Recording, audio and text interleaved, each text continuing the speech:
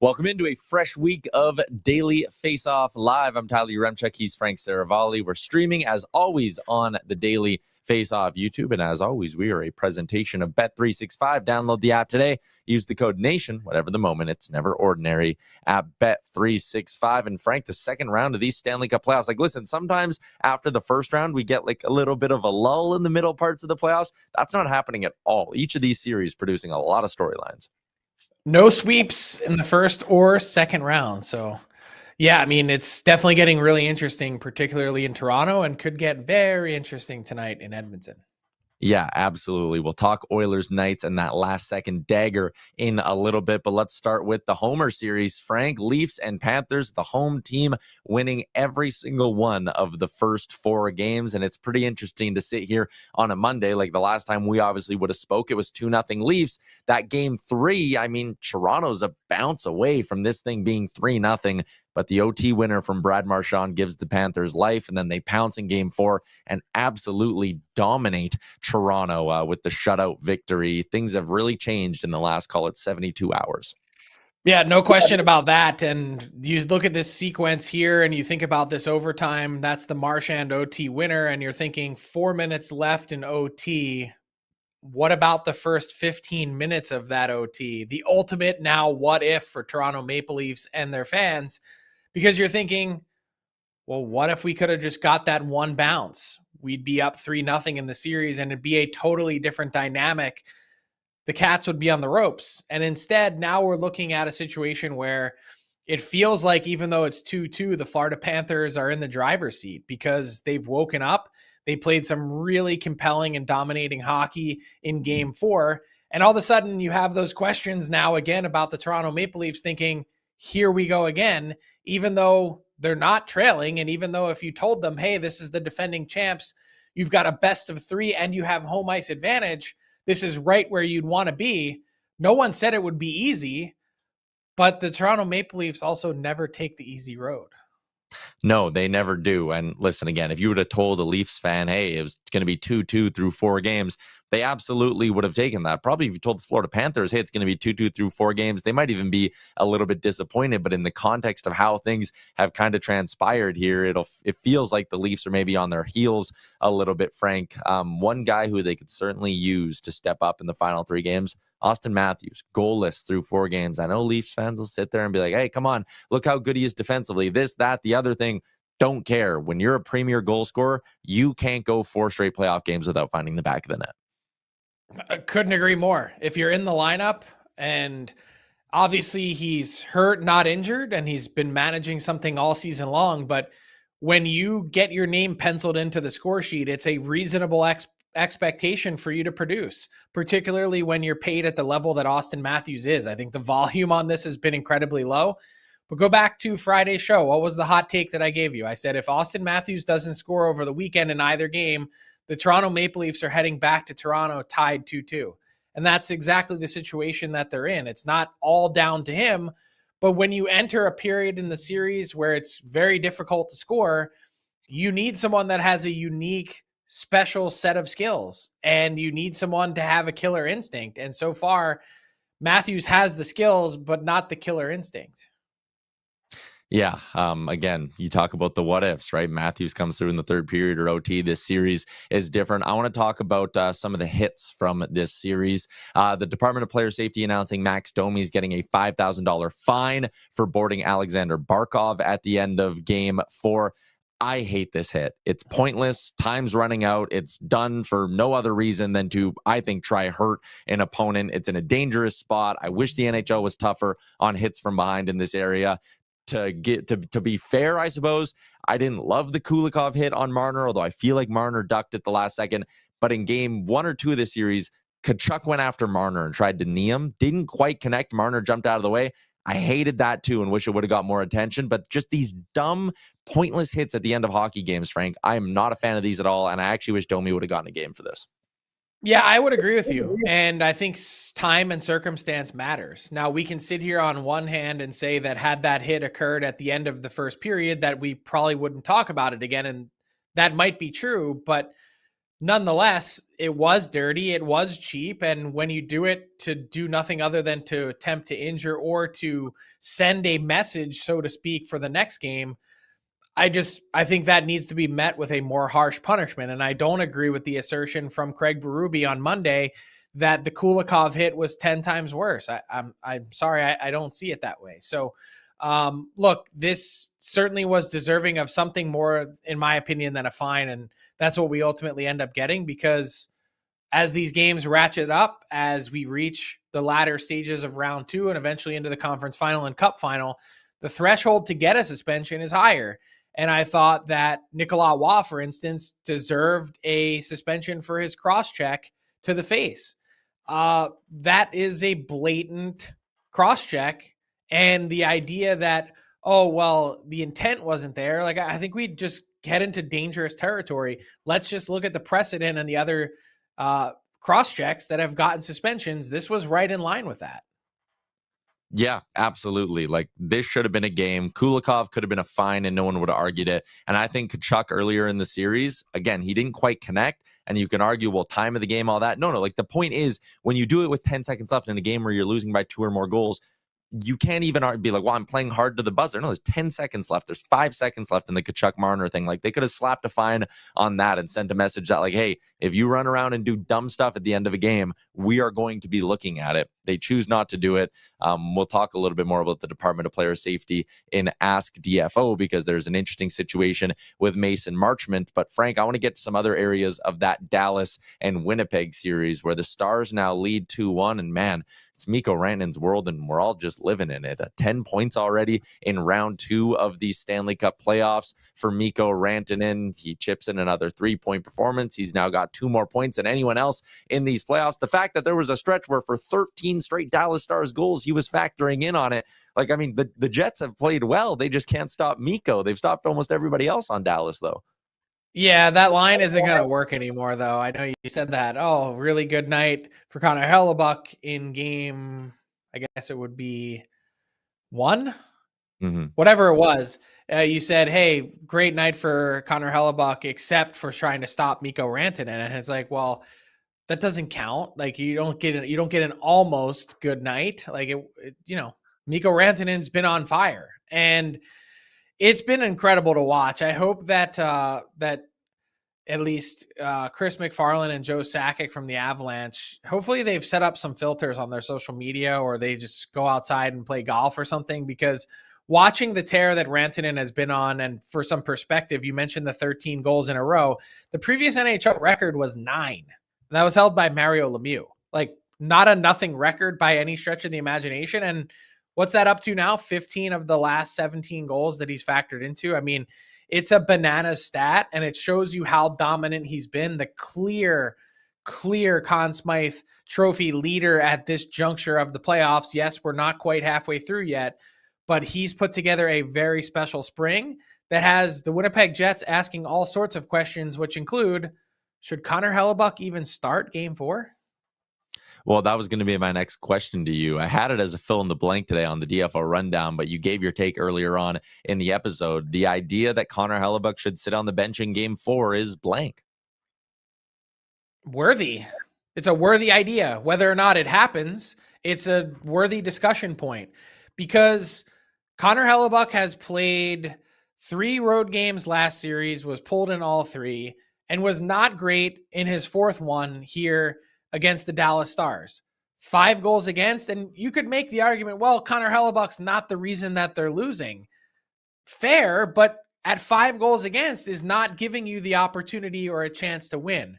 Eric Comrie's numbers are good. I think Connor Hellebuyck could use a full and total mental reset.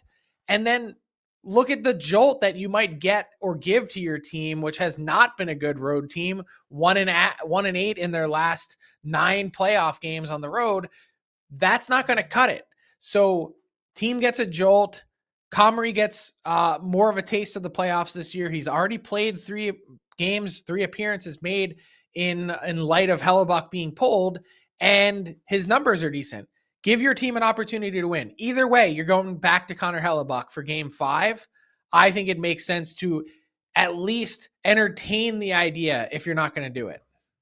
it's kind of your only shot to do it here in game 4, because you're definitely not doing it in game 5, win or lose. Game 6, if you're to go out on the road again, I mean, at that point, the only way it really matters is if Connor Hellebuck plays well. But I agree with you just on the fact that saying he's, not the reason they're losing, like, we can talk about depth and all that in the playoffs, but the difference is always your star players being your stars. You can talk about Austin Matthews like we did. If he's better, the Leafs are up by more in this series. You can talk about Connor Hellebuck. If he is playing like a star as he does in the regular season, the Jets are up in this series. So again, I don't buy the whole like, well, come on, it's not all his fault. It's like, okay, but like, you are the best player for a reason. You're supposed to be driving your team in moments like this. Look at Dallas. Their best player is being their best player, and they're winning because of it.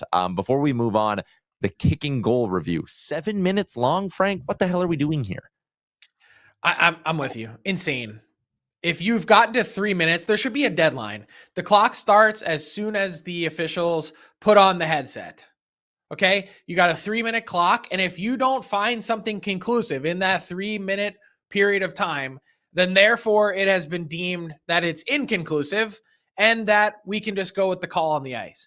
To get to 7 minutes is batshit crazy. We got to the point where Alex Petrovic, who scored the goal, had to get off the bench and take a lap in his own zone because he had been sitting for too long already at that point. That's where we're at. You could have played Freebird from start to finish in the Dallas Stars arena. I don't understand how we've gotten to this point where we've jumped the shark. This is not what video review was intended to be. It just isn't. And I look at this and I go, did the puck make contact with his skate? Unquestionably. Does it look like he kicked it? Kind of. Does it look like he kicked it into the net? No. Does that look like a guy that was trying to kick it into the net? No. Why did it take so long to come up with this to then, after all of those things, say, hey, you know what? Connor Hellebuck propelled this into his own net. Well, if he propelled it into his own net, then what did we just spend the first 6 minutes reviewing this for, to say, hey, this looked like a puck that may or may not have been kicked? Insanity. Help me. Yeah.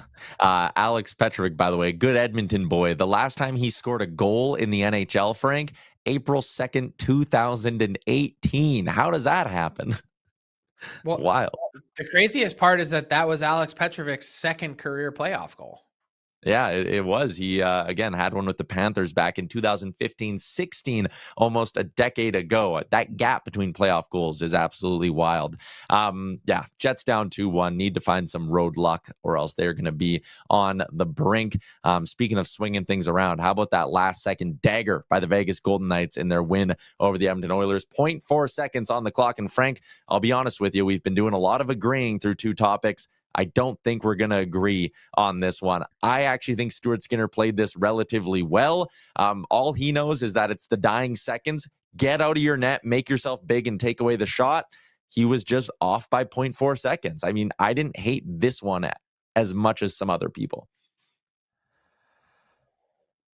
Look, I'm an aggressive person by nature. I understand the want and need to be aggressive. Maybe this is one of those circumstances where, like, why is he swimming here? Like, just stay in the net. If you stay in the net, this puck doesn't go in. Look at how far out of the picture he is. If you can freeze it. You don't even see him. He's not even there. I'm sorry. And you say, oh, well, the idea is to remove the ability to take a shot. That's okay, I guess. But nonetheless, the puck goes in and you're not there. Help me understand how, if Stuart Skinner just stays in his crease, stays in his net, that this goes into the net. I don't get it. I think there's a lot of Stuart Skinner apologists out there that want to see him do better, and I get that. But we've arrived at the point where now, for better or for worse, for richer for poorer, with the Edmonton Oilers, they're stuck with Stuart Skinner. Doesn't sound like Cal Pickard's coming back today. He's out for a little bit. And so they've got to roll with this guy who I think has been anything short of a team suck on morale. I think every time that he's in the net, there's a letdown, whether it's early in the game, whether it's the team around him and the way that they defend in front of him. It has not been anywhere near good enough. And it's not a coincidence to me that Stuart Skinner goes back into the net and they end up losing. To steal a line from Bill Ranford, he once said, quote, "So what? I'm supposed to stop the pucks that are missing the net too?" Like, that puck was going wide. If Draisaitl doesn't touch it, overtime. If Stuart Skinner's in the net, it doesn't go in. Sure. I also, Period. Leon Full stop. Draisaitl. Yeah. Leon Draisaitl, to cap off just a poor, I know he had 2 points, but he was right there on 3 of the 4 Golden Knights goals as a key reason why they went in. So the Oilers are going to need a lot more things to go their way tonight if they want to avoid squandering a golden 2-0 opportunity in their series against the Knights. Frank, let's go to the other series that went down on Saturday. It was the Canes getting a 4-0 win. How exciting, right? Listen, it's been Tom Wilson and really not a whole heck of a lot else for the Washington Capitals. At 5-on-5, the shot attempts in this series, Frank, are 215 to 104 for the Carolina Hurricanes. Just simply not good enough for Washington. No, this is a team that really scored with ease throughout most of the season. And I wondered, would that come back to bite them? They never really had a stretch where they had a tough time scoring like they have so far. The Canes have made life very difficult on them. They've been pretty methodical and surgical, and the Caps just don't really have a lot to show for it. So the Canes have also been pretty opportunistic, as one would expect. This has been a textbook Carolina Hurricanes series to this point in time. Even the game that they lose, very close, trying to cut down on Caps opportunities. They have been the better team so far this series at dictating the style and pace of this game. And that goes directly to team structure and how they want to do things. Yeah, and then you add on some of the other kind of X factor things. Power play goes 2 for 2 in game 3. Like, again, Logan Thompson, his numbers weren't great, but he's arguably the only reason this isn't a 3-0 series for the Carolina Hurricanes. And the Caps are going to have to continue to rely on him through the rest of this thing. And then Freddie Anderson, 940. Yes, Freddie Anderson, very, very good. The Capitals just not generating as much dangerous looks. Like, again, back to my first line, it cannot be just Tom Wilson as the motor of this offense. They need other guys to get going. Maybe Ovi's a little burnt out, whatever, but it's too many passengers. Pierre-Luc Dubois, hello. Yeah. No excuses. Yeah. Game 4 of that series obviously goes tonight as part of the double header. 7 o'clock puck drop, Canes Caps. 9:30 puck drop, Golden Knights and Oilers. Let's step away from the playoff talk for a second, get to our big segment for the day. It's Icebreakers, and it's brought to you by Budweiser. Budweiser is encouraging buds to make time for the playoffs, not excuses. Every goal, every check, every win is better enjoyed with your bud. So phone your bud, text a bud, and call out their excuses for bailing on the playoffs. After all, the playoffs are the most wonderful time of the year. Make them count with Budweiser. Frank, Icebreakers today, we're digging into the top 50 free agents. You got an update coming to dailyfaceoff.com with your full list, but let's maybe blend together the playoffs and the free agent talk really quick. Has there a player in your top 50 who's really boosted their value with their performance so far in the postseason? Yeah, and I'm going to go a little bit further down the board, and that would be Andrei Kuzmenko. He gets this guy. I'd call him the binary player. He's either on or he's off, and there's nothing in between. Either he's a guy who has 75-point potential, like we saw with the Vancouver Canucks, or he's a mostly lifeless player that doesn't do a lot for you if he's not scoring, like we saw with the Calgary Flames. Goes to the Flyers for a very brief stint, was pretty good. And then that 5-forward unit power play for the LA Kings was definitely eye-opening in the playoffs. So AFP, our friends at AFP Analytics, they've got Kuzmenko projected at 3 times 4.5, which seems like a very reasonable bet for me, considering that, well, when he's on, he's really damn good. And if you keep him in the same spot with the same right players and you have him engaged, well, 4.5 could be a relative bargain, and the term isn't a crippling thing. So I think even just one round, the playoffs were very good to Kuzmenko, and I'll tell you another guy too. Brad Marchand has shown no signs of slowing down. 8 points in 9 games for the Florida Panthers in the postseason. I know that this year, from a statistics standpoint, was a bit of a down year for Marchand in Boston. I can't imagine there's no fewer than a handful of teams that are lined up to try and get this guy on July 1st. Just on Kuzmenko, I don't have a more eloquent way of putting this. If I was a GM, I'd be scared shitless of giving him any term at all. Because if you give him 2 years and through 50 games, he's lifeless, Kuzmenko, you're sitting there being like, God damn, 18 more months of this guy? Like, what did I do? But you're right. He's the ultimate free agent gamble. Yeah, but it's not going to cripple you either way. So I think you learn to live with the risk, knowing that the payoff might be really significant. Just let me quickly ask you the flip side of that. Anyone who's really hurt their value in these playoffs? Yeah, I think Brock Nelson did some damage to his free agency expedition for sure.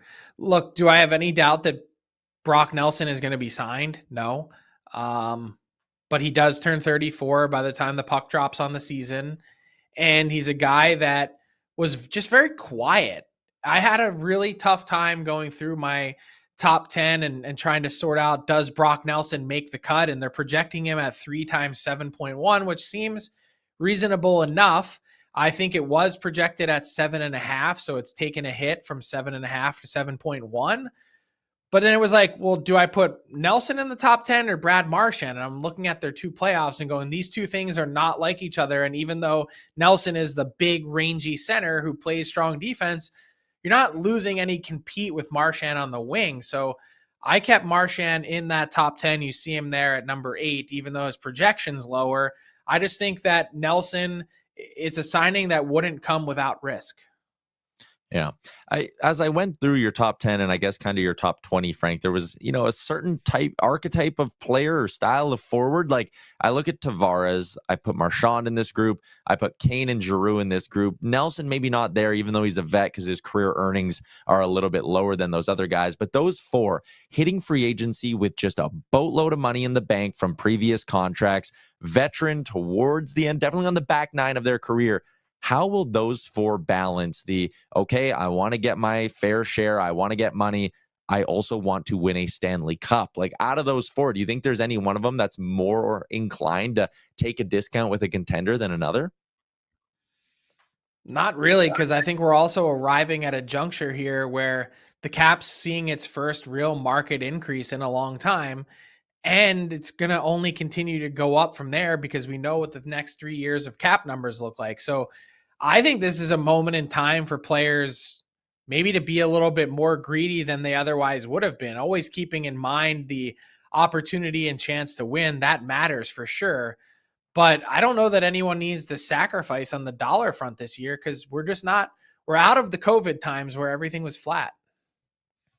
Yeah, that is fair. Matt Duchene's another guy too. You kind of forget that he's already 34 years old. The AFP projection 3 by 7.2, but an absolute career resurgence with the Dallas Stars for Duchene.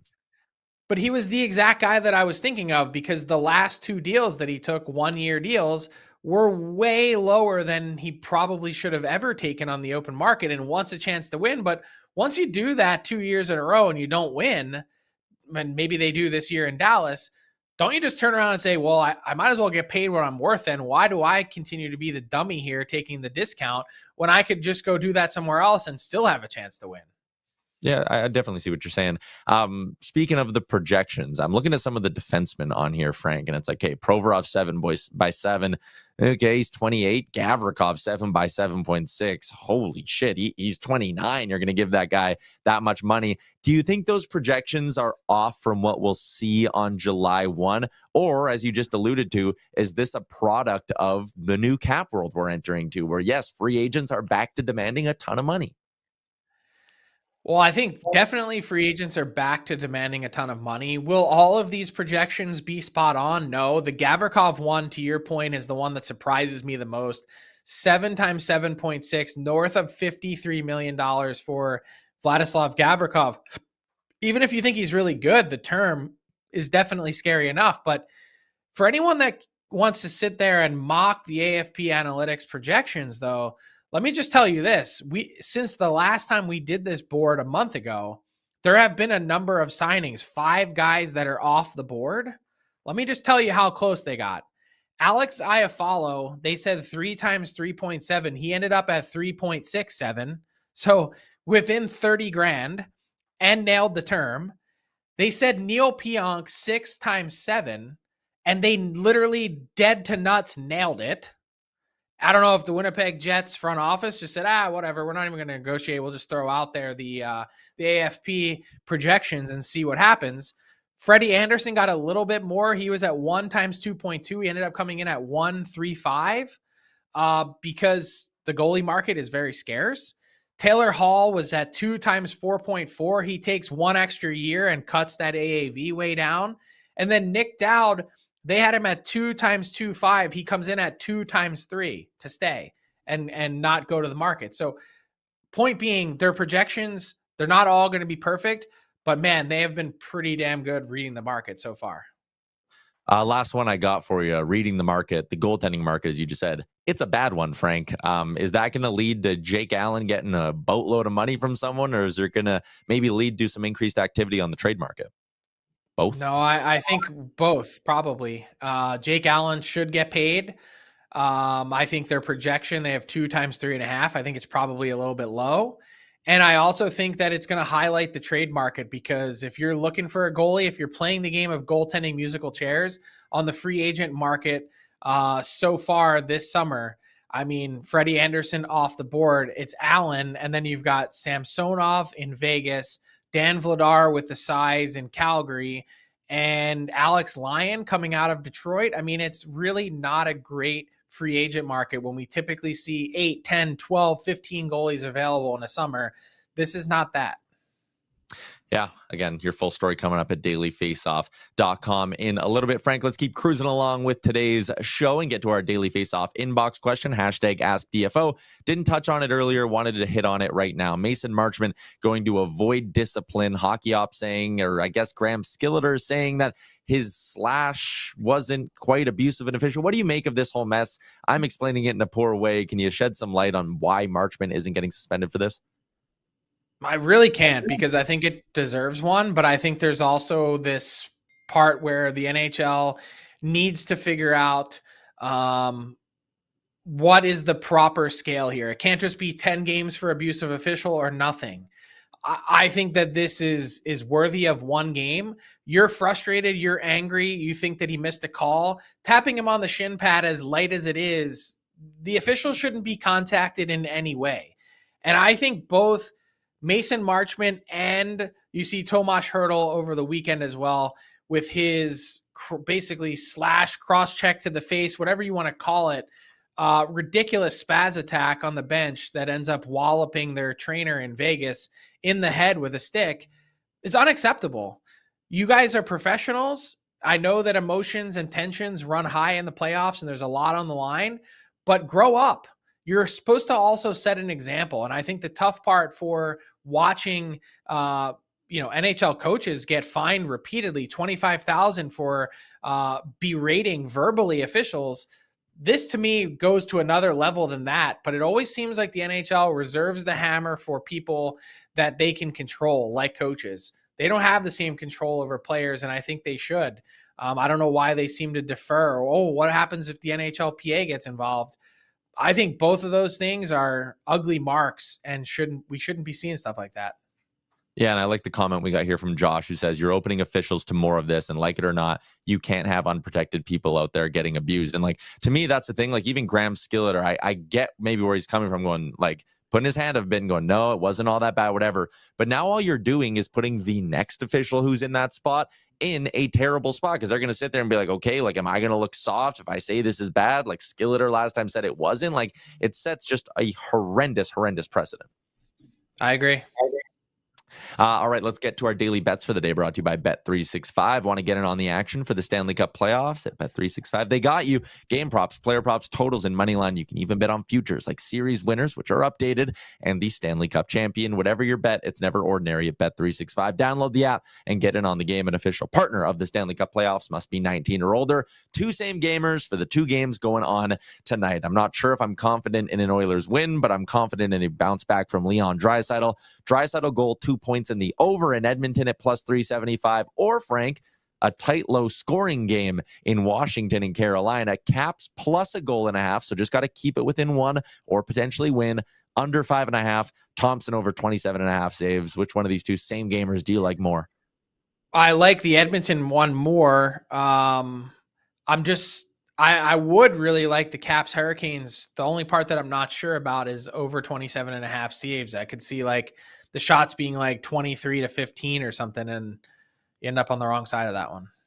But that's how I had to juice it up. It was like plus 175 before I put that in. But that's how they get you sometimes. Shout out to our friends at Bet365. Let's wrap up the show with garbage time. And Frank, how about the extra time in the PWHL playoffs? 4 overtimes in a 2-2 game between Ottawa and Montreal. Marie-Philippe Poulin had a whole bunch of really good looks that she couldn't cash in on.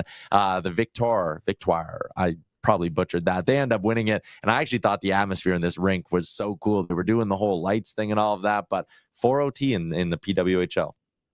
Look at the shots, 65-57. Absolutely insane. And yeah, the atmosphere looked pretty awesome and pretty great winner too. Like all things considered, that tired and find a look like that and make it count. Pretty special. And means a lot when you have a best of 5 series too.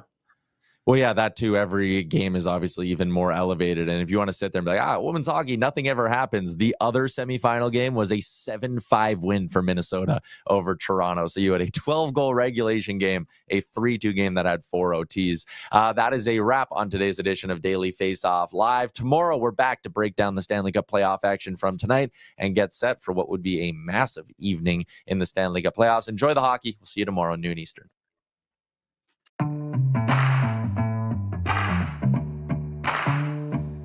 What's up, hockey fans? If you enjoyed that video, then you're going to want to hit the subscribe button to not miss any of our content. From daily live shows with Frank Saravalli to analysis from former NHLers to exclusive interviews with some of the biggest names in the hockey world on Frankly Speaking. You're going to want to hit that subscribe button and stay up to date with everything going on in the hockey world.